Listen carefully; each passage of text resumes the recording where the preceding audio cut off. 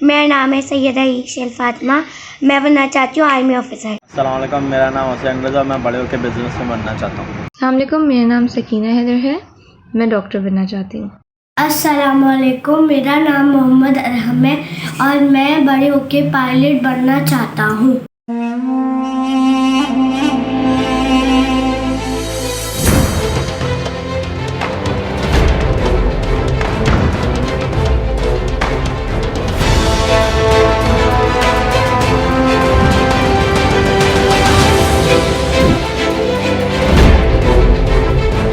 بسم اللہ الرحمن الرحیم. السلام علیکم ناظرین، میں آپ کی میزبان بطول زہرا قائم ٹی وی کینیڈا سے آپ کے لیے پروگرام لے کر حاضر خدمت ہوں اباؤٹ فیوچر.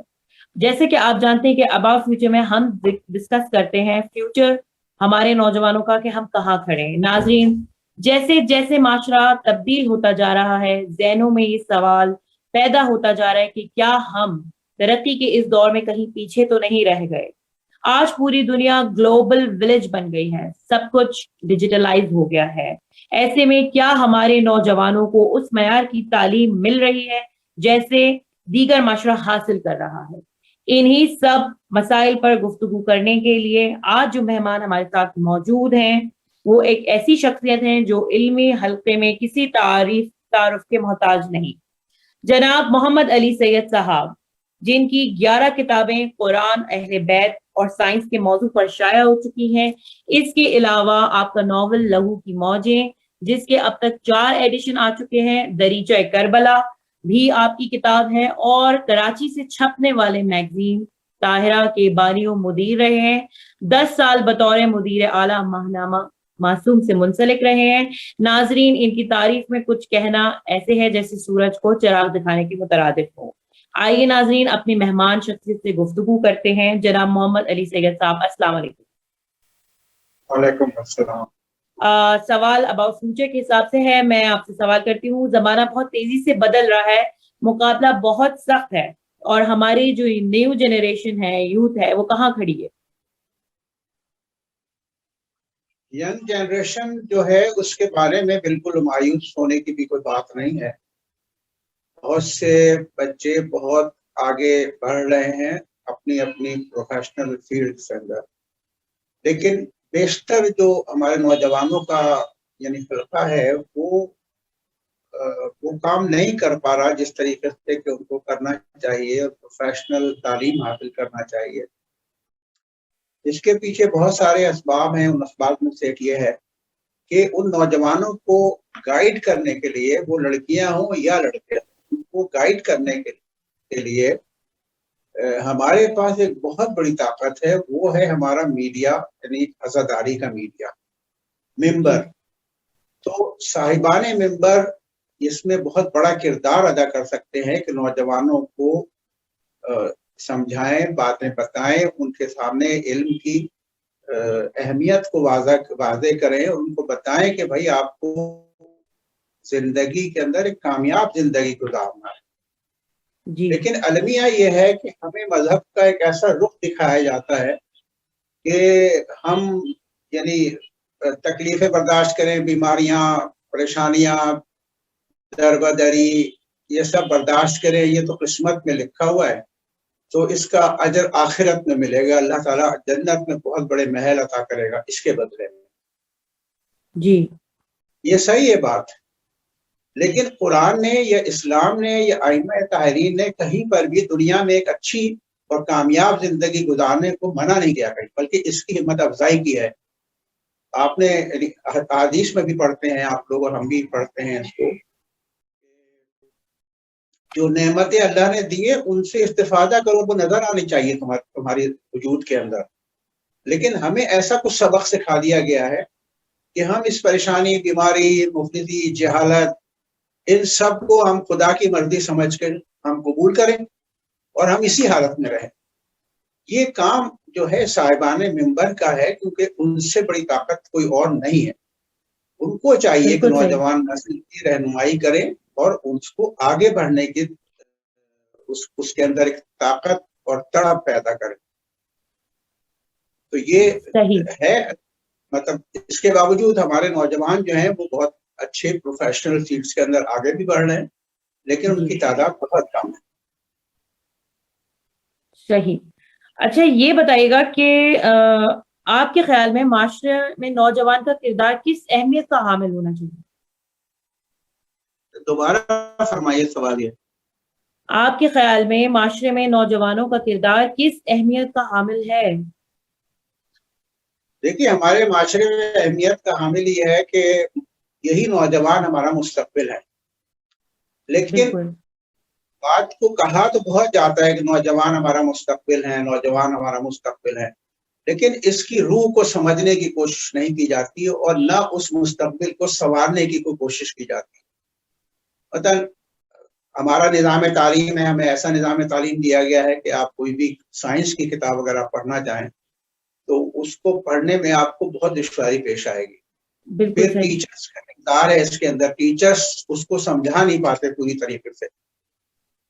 سلسلہ یہ ہے کہ ہمارے یہاں جو نصابی کتابیں لکھی جاتی ہیں اور ہمارے کورس کے اندر شامل ہوتی ہیں وہ لکھی ہی اس طرح جاتی ہے کہ کسی مشکل سے سمجھ میں آئے.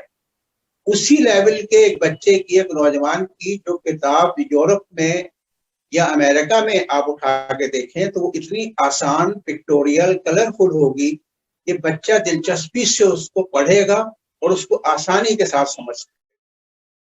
ہمارے یہاں کورس کے اندر اس کے برعکس ہوتا ہے. کوشش یہ ہوتی ہے کہ نوجوان جو ہے سمجھ نہ لے اس بات کو.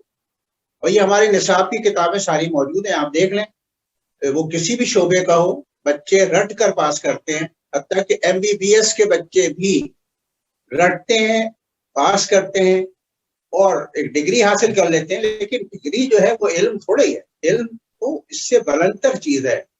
ڈگری سے ممکن ہے آپ کو نوکری مل جائے. میں یہاں پر بھی ہمارے پاکستان میں ہم نے دیکھا کہ لوگوں کی ایک بڑی تعداد ہے کہ جو نقل کر کے پاس ہو جاتے ہیں، MBBS کر لیتے ہیں، لیکن جب وہ دنیا میں باہر جاتے ہیں اور ان سے ایک اپلیکیشن لکھنے کے لیے کہا جاتا ہے تو وہ انگلش میں صحیح طرح سے اپلیکیشن نہیں لکھ پاتے. تو یہ گویا ہم نے ایک نوجوان کو قتل کر دیا.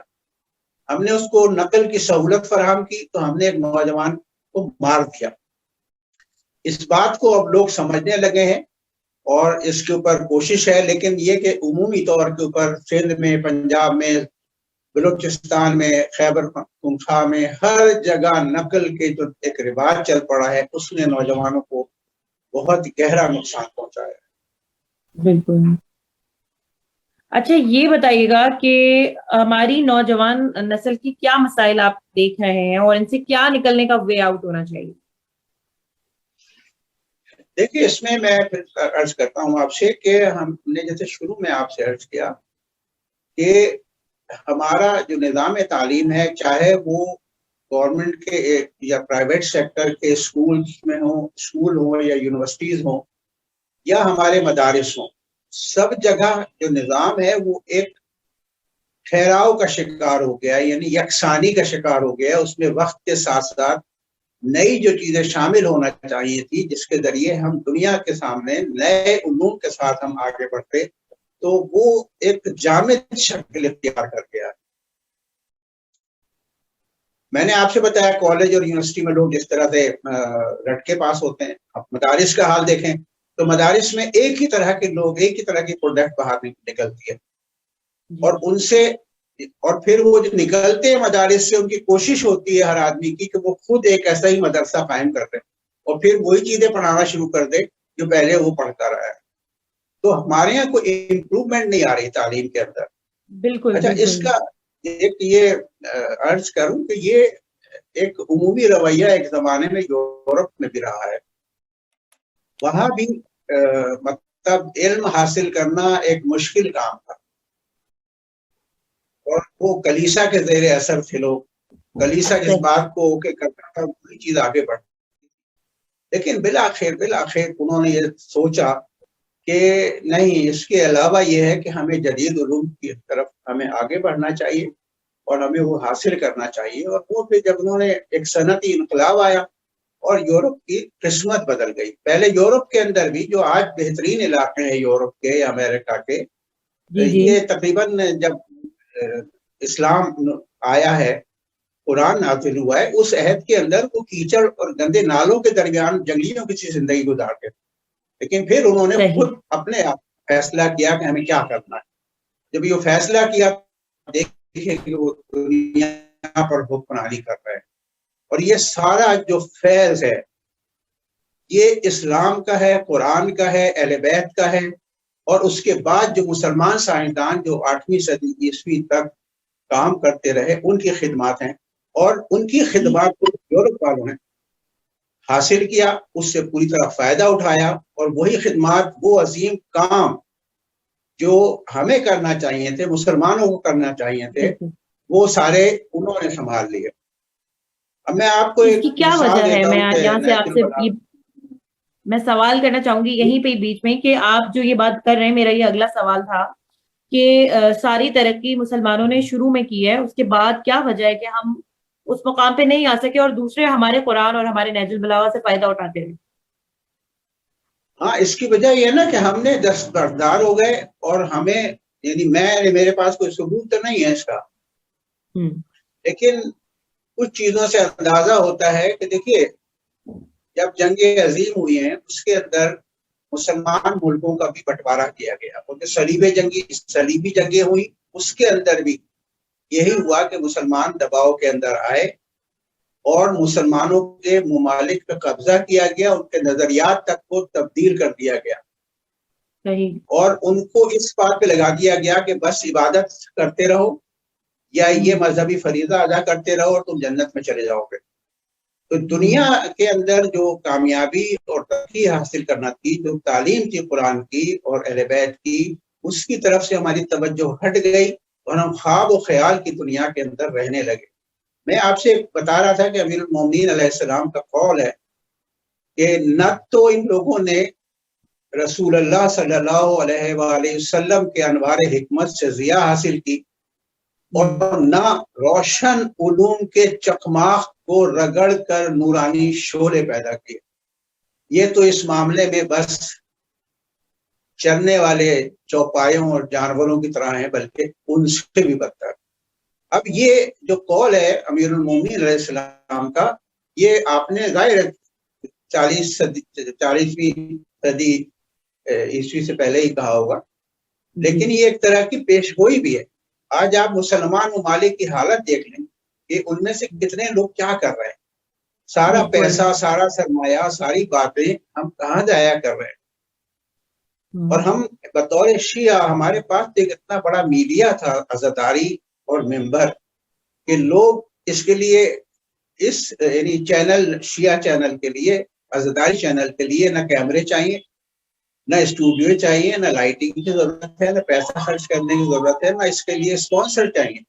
یہ فری میڈیا آپ کو ملا تھا خدا کی طرف سے، کہ لوگ اپنا پیسہ خرچ کر کے پہنچتے ہیں، متوجہ ہو کے آپ کی بات سنتے ہیں کہ علماء کیا کہہ رہے ہیں، جانوں پہ کھیل کے مجالس کے اندر جاتے ہیں اور متوجہ ہوتے ہیں ممبر کی طرف۔ لیکن المیہ یہ ہے کہ ہمارا ممبر جو ہے، قلب صادق صاحب نے بھی یہ بات بہت دفعہ کہی ہے، ڈاکٹر قلب صادق صاحب نے، کہ ہمارا ممبر اگر درست ہو جائے تو ہم بہت کچھ درست ہو سکتے ہیں، کیونکہ ہمارے پاس بہت بڑی طاقت ہے۔ میں حیران ہوتا ہوں کہ شاید میں نے کوئی پوری زندگی کے اندر 1 یا 2 مجلسیں ایسی سنی ہوں گی جس میں صاحب ممبر نے کبھی کتاب پڑھنے کی طرف متوجہ کیا۔ کوئی کتاب پڑھنے کی بات نہیں کرتا، کوئی علم حاصل کرنے کی بات نہیں کرتا، کوئی ان اقوال کو، ان آیات قرآنی کو بیان نہیں کرتا جو اس ساری آثار و اسرار کائنات سے متعلق ہیں۔ نہ معصومین کے ان احادیث پہ کبھی ذکر ہوتا ہے، نہ اس کی بات ہوتی ہے جو آثار و اسرار کائنات سے متعلق ہے، زمین و آسمان، انسانی جسم کی ہوائیں، فضائیں، بہار، موسم، بدلتے ہوئے موسم، یہ زمین کی ساخت یا آسمان کی بناوٹ۔ قرآن ان سے بھرا ہوا ان چیزوں کی طرف متوجہ کرتا ہے۔ سورہ عنکبوت کی 2 آیتیں 19ویں اور 20ویں تقریباً ایک سے معنی ہے کہ تم زمین پہ چل پھر کر تو دیکھو کہ اللہ تعالیٰ کس طرح خلقت کا آغاز کرتا ہے اور کس طرح آخرت میں دوبارہ خلقت کرے گا۔ تو یہ زمین پہ چل پھر کے دیکھنے سے یہ مطلب نہیں ہے کہ آپ سیاحت ہی کریں، ہاں سیاحت پہ جائیں، لیکن دیکھیں تو صحیح کہ پہاڑ کس طرح بنے، دریا کس طرح بہ رہے ہیں, پانی کہاں سے آتا ہے, کہاں چلا جاتا ہے, یہ آسمان کا رنگ نیلا کیوں ہے, تو بچوں کو معلوم ہونا چاہیے. تو یہ جو چیزوں پہ غور و فکر ہے, یہی سائنس ہے. اور اسی سائنس کی طرف قرآن نے بار بار, میں سمجھتا ہوں کہ 60% آیات جو ہیں قرآن مجید کی, وہ انہی چیزوں کی طرف متوجہ کرتی ہیں اور یہ حکم دیتی ہیں, اصرار کرتی ہیں کہ ان پہ غور کرو. غور کریں گے تو نتائج برآمد ہوں گے, نئے علوم پیدا ہوں گے. لیکن ہمارے یہاں قرآن پر غور و فکر کی ضرورت ہی نہیں ہے. ہم نے تو قرآن کو چھو لیا تو ہم جنت میں چلے جائیں گے, ثواب مل گیا ہمیں. ہم نے قرآن کو سن لیا تو ہم جنت میں چلے جائیں گے, ثواب مل جائے گا ہمیں. ایک کتاب جو بین الکائناتی علوم کی طرف متوجہ کر رہی ہے, اس کتاب کو ہم نے جزدان میں لپیٹ کے رکھ دیا اپنے گھر میں, اور رمضان میں پڑھتے ہیں. جو رمضان میں بہار ہے قرآن کی, یہ صحیح ہے, تو حدیث ہے رسول اکرم صلی اللہ علیہ وسلم کی کہ قرآن کی بہار رمضان میں ہے. لیکن ہمیں یہ بھی تو غور کرنا چاہیے کہ وہ کون سا درخت ہے کہ آپ اس کو 1 مہینے کے شروع میں لگائیں اور مہینے کے آخر میں وہ پھل دینا شروع کر دیں. تو ہم قرآن کو سمجھ کر ہی نہیں پڑھتے. قرآن وہ کتاب ہے جو سب سے زیادہ پڑھی جاتی ہے اور بالکل سمجھ کے نہیں پڑھی جاتی. وہ ایک کام سارے جو ہیں ہمارے دینی علماء ہیں, ان کا کام ہے کہ نوجوانوں کے بیہیویئر کو چینج کریں, ان کے رویوں کو تبدیل کریں, انہیں اس طرف لگائیں. جذباتی تقریریں اور جذباتی باتیں اور ایک دوسرے کے خلاف باتیں, یہ ہمارے کسی کام آنے والی نہیں ہے. ضرورت ہے کہ ہم علوم کی ترویج کے لیے ممبر کام کریں. صحیح. اچھا یہ بتائیے گا کہ نوجوان نسل میں عدم برداشت اور جذباتی پن یعنی منفی سوچ کا رجحان بڑھ رہا ہے, اس کی کیا وجوہات ہیں اور اس کا کیا سدباب ہے؟ اس کی وجوہات دین کو نہ سمجھنا ہے, تعلیمات اہل بیت کو نہ سمجھنا ہے, قرآن کو نہ سمجھنا ہے. جب ہم سمجھا ہی نہیں اپنے ائمہ کی باتوں کو, 4 معصومین کی باتوں کو ہم نے سمجھا ہی نہیں, تو ہمیں عدم برداشت بڑھے گی اور نفرت بھی بڑھے گی. امیر المومنین علیہ السلام کا ایک قول ہے کہ مومن کی مثال شہد کی مکھی کی طرح ہوتی ہے. تو اگر شہد کی مکھی کے پیٹ میں جو ہوتا ہے, اگر شہد کی مکھی یہ ظاہر ہو جائے تو پرندے جو ہیں اس کو زندہ نہ چھوڑیں. شہد کی مکھی شہد جمع رکھتی ہے اپنے پیٹ کے اندر, جو شفا ہے ہر مرض کے لیے. لیکن شہد کی مکھی اس کا اعلان نہیں کرتی پھرتی, نہ وہ کسی کے معاملے میں مداخلت کرتی, وہ جا کے تتلیوں کو نہیں کاٹتی, نہ ان کو بتاتی ہے کہ میرے پیٹ کے اندر شہد ہے, نہ وہ پرندوں سے یہ بات کرتی ہے. وہ اپنا کام کیے جاتی ہے, جو خدا نے قدرت نے جو اس کی جینیٹک کوڈنگ کی ہے اس کے مطابق وہ چلتی ہے. ہمارا مسئلہ یہ ہے کہ ہم, یہی تو تقیہ ہے اور کیا ہے, کہ ہم اپنا کام درست کریں, دوسرے کے معاملات میں مداخلت نہ کریں. ہمارا رویہ یہ ہو گیا کہ ہم دوسرے کی اصلاح کرنا چاہتے ہیں اور خود اسی حالت کے اندر رہنا چاہتے ہیں جس میں ہے. لیکن میں پھر یہی کہوں گا کہ ہمارے پاس اگر قائم ٹی وی ہے جیسے, اس کے پاس بھی اتنی طاقت نہیں ہے جتنی کہ ممبر کے پاس ہے. اور یہ فریضہ اور یہ ذمہ داری ممبر کی ہے کہ وہ نوجوانوں کی رہنمائی کرے اور ان کو ان اسباب سے بھی آگاہ کرے جس کی وجہ سے وہ پستی کی طرف جا رہے ہیں, اور ان راہوں کو بھی آشکار کرے جن پر چلنے کے بعد ہم ایک اچھے مسلمان, ایک کامیاب انسان بن سکتے ہیں اس دنیا میں. جب آپ اس دنیا میں اچھے انسان بنیں گے, خدا کی اور اہل بیت کی بتائے ہوئے راستوں کے اوپر چلیں گے, تو یقیناً آخرت میں بھی آپ بہت کامیاب ہوں گے. ایک آدمی جو مفلس ہے, غریب ہے, بیمار ہے, وہ دوسروں کو فائدہ بیچارہ نہیں پہنچا سکتا, وہ بلکہ محتاج ہے کہ دوسرے اس کو فائدہ پہنچائیں. تو میں تو ایسے نوجوان دیکھنا چاہتا ہوں جو خوشحال ہوں, اچھے لباس پہنے, جدید سائنسی علوم حاصل کریں, جدید ہم نئی فیلڈز کو ہم دیکھیں کہ اب مارکیٹ میں کون سی فیلڈز آنے والی ہیں آئندہ 10 سال میں. المیہ یہ ہے کہ ہمیں یہی نہیں پتا کہ آج کون سی ایسی حیران کن صنعتیں پیدا ہو رہی ہیں جن کی 10 سال کے بعد ضرورت پڑے گی. بہت ساری شعبے ہیں جن میں ہمیں کام کرنے کی ضرورت ہے، بہت صبر اور استقامت کے ساتھ، اور سب سے بڑھ کر اللہ تعالیٰ کی ذات پہ بھروسہ کرتے ہوئے. اچھا، آج کے جو نوجوان نسل ہے وہ آپ کا یہ پیغام ہے کہ ہم دین پر چلیں، اہل بیت کی تعلیم لیں اور سائنسی تعلیم لیں اور آگے بڑھیں، لیکن آپ یہ پیغام دیں، آپ اس کو ڈیفائن کریں نوجوان نسل کے سامنے کہ وہ دوسرے نوجوانوں سے متاثر ہیں باہر کی دنیا سے، تو وہ اس پیغام کو کیسے سیریس لیں گے؟ وہی بات آپ سے میں جیسے عرض کر رہا ہوں. دیکھیے،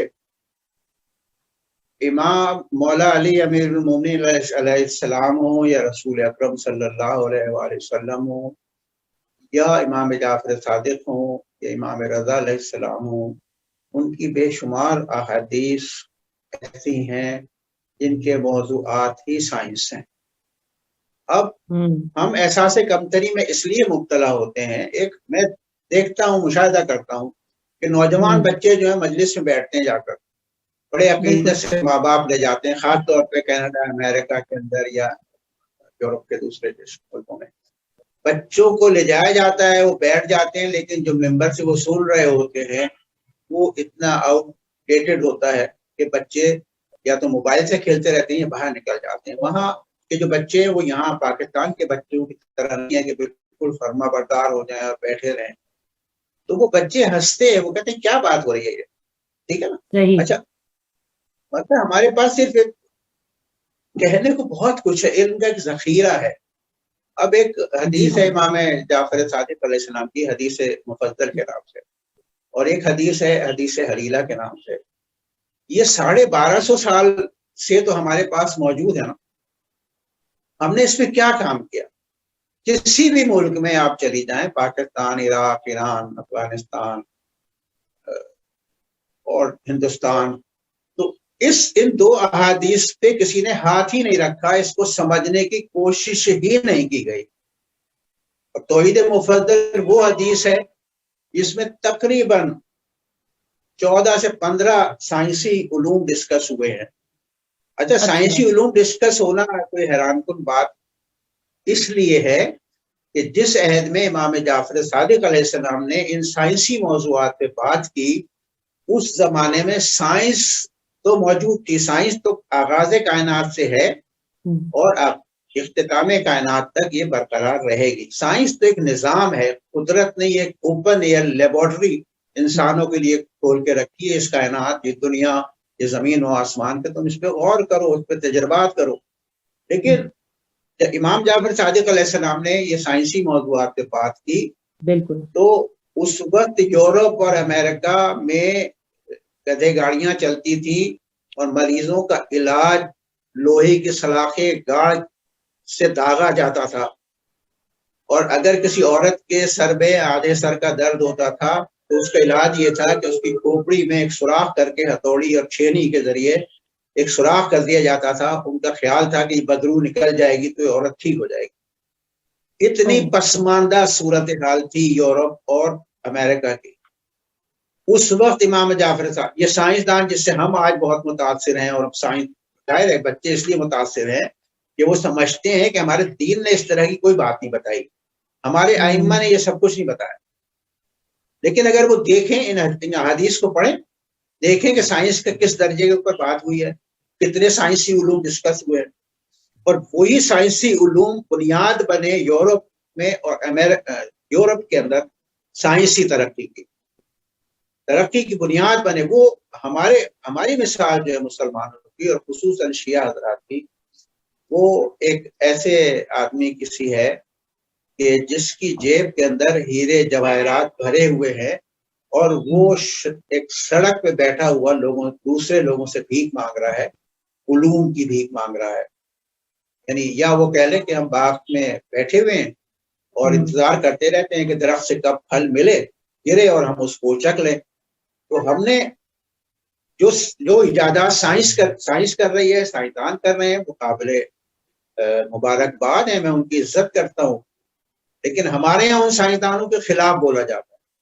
وہ کہتے ہیں نہیں جی یہ تو سب جہنم میں جائیں گے. بھئی آپ کو کس نے فتویٰ آپ को उन्हें फतवा लगाने वाले के साइंसदान जहन्नुम में जाएंगे। बिल्कुल जिन लोगों ने इंसानों की जिंदगी आसान कर दी, सहल कर दी, तो क्या वो तो अल्लाह के ऊपर छोड़ देना इस मामले को। लेकिन बिल्कुल, साइंस से नफरत दिलाना हमारा एक फरीजा है।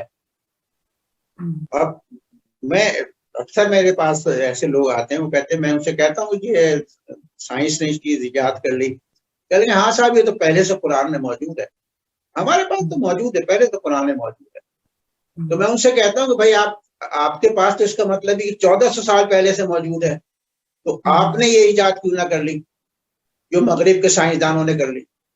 वजह क्या है कि आपने कुरान को समझा ही नहीं। कुरान के कुछ आयतों को आपने रख लिया जो इबादत से मुताल्लिक हैं, लेकिन आपने उन आयात को पे बात ही नहीं की जो असरार व आसार कायनात से मुताल्लिक हैं और साइंसी उलूम की तरफ इशारा करती है। इमाम रज़ा अलैहिस्सलाम की हदीस है उसूल काफी में कि इबादत ये नहीं है कि इंसान खड़े होकर लंबी लंबी नमाजें पढ़े और तवील रुकू और सुजूद करे, बल्कि इबादत ये है कि इंसान खुदा बंदे ताला की मखलूकात पर गौर व फिक्र करे। अब ये बताइए साइंस है या नहीं है? हम ये समझ रहे हैं कि हम सिद्धों में गिर गिर के और हमने बस, वो इबादत की दूसरी मंजिलें हैं, बहुत आला मंजिलें हैं, लेकिन वो बहुत कम लोगों से मखसूस हैं। हमें तो इस दुनिया के अंदर भी आगे बढ़ना चाहिए था। तमाम वाजिबात को अदा करते हुए अगर हम एक अच्छे मुसलमान होकर साइंस हम पढ़ें तो हम एक अच्छे साइंसदान बन सकते हैं। साइंसदान के लिए अब देखिए ना, एक आदमी ने एटम बम इजाद कर लिया, अगर वो उसके पास दीनी तालीमात पहुंचती तो उसको मालूम होता कि ऐसी चीज इजाद करना मुहल्लिक है।